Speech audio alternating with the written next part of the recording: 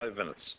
Uh, and I also would like to welcome the Minister to the House for yet another debate and discussion on this very important issue.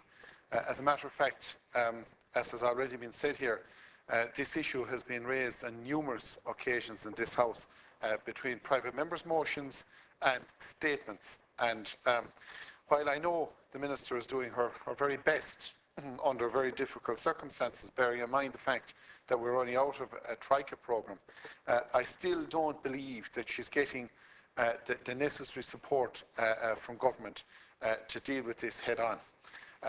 All you can do is compare it with other losses in society.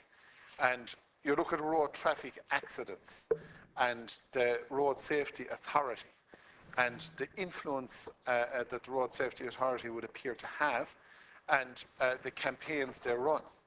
They're focused, they're strategic, they're powerful, and they're effective. Unfortunately, with this issue, which claims more lives than the road traffic accidents, and which affects a lot of people who may not take their own lives, I don't, at the moment, see that strategy. Now, it's not the Minister's fault. I do firmly believe that she's doing her best to ensure it's happening. But one would have to say, on this particular issue, it has to come down to resources. I would like to acknowledge, the great work done by thousands of volunteers throughout the country in a whole myriad of different organisations who do phenomenal work in terms of this issue, raising money, providing counselling, providing peer support, trying to provide solutions. And you think of some of those great organisations, the likes of Theatre House, and what they do, Aware, what they do. Even in my own constituency, we have the Rainbow Foundation. In Leitrim, there's an organisation that's very closely associated with a former colleague of ours. And indeed, on that, I'd like to commend the various councillors around the country from all parties who have done enormous work in raising awareness, raising money, and providing support. I'd also like to acknowledge the great work done by our colleague Dan Neville, who does phenomenal work in this area and who is now regarded not just as a national expert on the issue, but an international expert on the issue.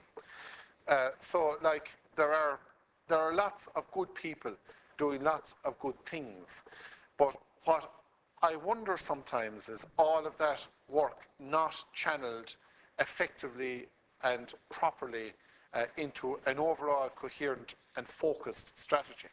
And that's something that concerns me. The fact that we have a proliferation of organisations, some very much localised, some national, all doing phenomenal work, but is it all being pulled together in a coherent, focused strategy?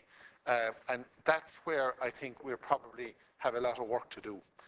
I acknowledge the work of the professionals under very difficult and very challenging circumstances, a lot of them going above and beyond the call of duty, and certainly above and beyond what they're paid to do in order to promote and help and support and try and deal with this scourge. It's like being in the middle of the night and headlights coming. I don't know, what people do and how, and a lot of people don't know how to respond, but they want to do something, and that's where they find themselves in a situation where they're running fundraisers and they're trying to support organisations that already exist, and in some cases setting up organisations. So I do believe that we need to see I suppose an updated and a bigger effort in terms of the strategies that the Minister has outlined in order to reduce it. I would also suggest that we need to get into the primary schools with very focused educational programmes. We need to start dealing with the issues of bullying, cyberbullying, which I've spoken at length about publicly recently. We need to get into every primary school and every secondary school in the country with very focused programmes. Absolutely, the Department of Education and teachers up and down the country have done a lot of work in terms of putting policies in place to deal with bullying, whether it is on the internet or in reality. It's all in reality, of course, really. But I do believe that those programmes need to be constantly monitored, and where schools aren't up to scratch or dealing with, or where flashpoints are identified, that immediate intervention is needed, where immediate intervention is required, that it's done and done effectively.